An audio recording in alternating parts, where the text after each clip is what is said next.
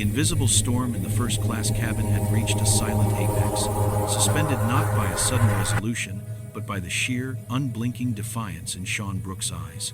Matthew Barnes, the self-appointed gatekeeper of Seat $2, a dollar sneered, a promise of future retribution sparking in his gaze. Is that so?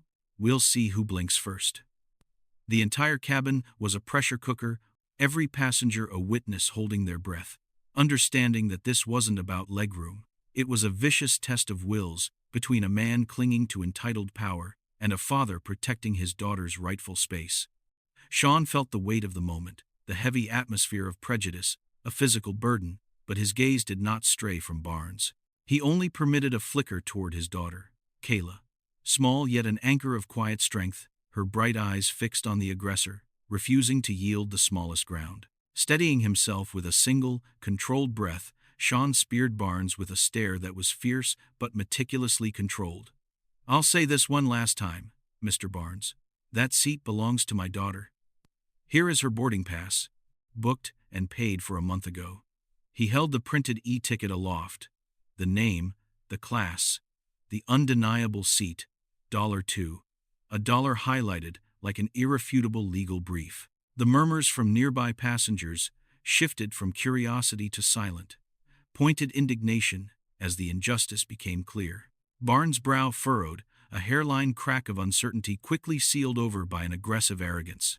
He spoke louder, forcing his voice over the collective disapproval. I can't believe a little girl actually needs first class. What a waste of resources. The crass judgment was the tipping point. Sean recognized the battle was bigger than a seat. It was a deep, ugly prejudice that saw a young black girl's rightful first-class ticket as an insult to his hierarchy. Sean's voice dropped, ice-cold, the words cutting like razor wire through the tension. Mr. Barnes, this isn't about your opinion of utility. It's about my daughter's legal entitlement. If you refuse to move, we involve the crew. Now. Barnes arched an eyebrow. The hint of realization that he'd lost control hardening into a final, futile threat. He exhaled a sharp, theatrical sound. You're threatening me, Brooks? Watch your words. I am not someone to be messed with. I'm not threatening you, Sean replied, his voice a steady, gentle steel, the more powerful for its restraint. I am simply protecting my daughter's rightful seat. The escalating tension had already pulled the flight attendant, whose immediate call brought the purser and a silent, uniformed airport security officer, whose face was a study in professional detachment. What seems to be the problem? The purser asked, his eyes immediately assessing the key players. This man is occupying my daughter's paid seat, $2. A dollar, Sean stated immediately. His delivery concise and professional. He refuses to move, and has repeatedly insulted her entitlement to the class of service. The purser quickly cross-referenced the documents, then turned to Barnes with polite but absolute finality. Sir, your assigned seat is $12C. This is your error. You must relocate immediately. Barnes' face flushed a dangerous, deep crimson of rage and acute shame.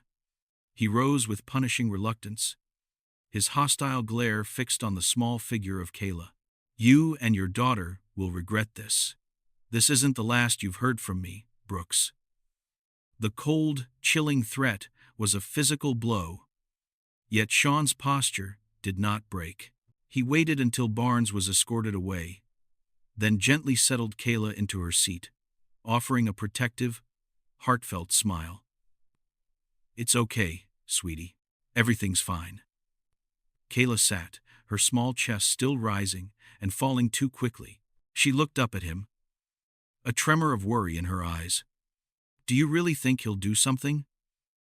Sean managed a steady, reassuring grin, knowing instinctively that Barnes was a bitter, determined enemy. He leaned in close, whispering the final promise of his resolve. Whatever he does, I'm here. I will always protect you. Keep your head held high, my daughter.